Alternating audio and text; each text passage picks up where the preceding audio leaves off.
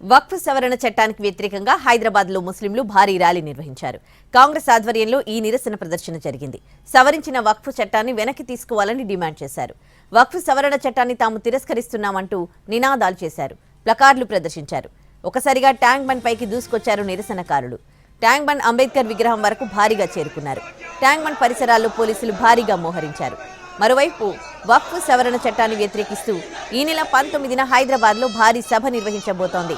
All India Muslim personal లా board AIMPLBకి చెందిన తెలంగాణ, ఆంధ్రప్రదేశ్ ప్రతినిధులు, వివిధ ముస్లిం సంఘాల నేతలు ఈ సమావేశంలో పాల్గొనున్నారు.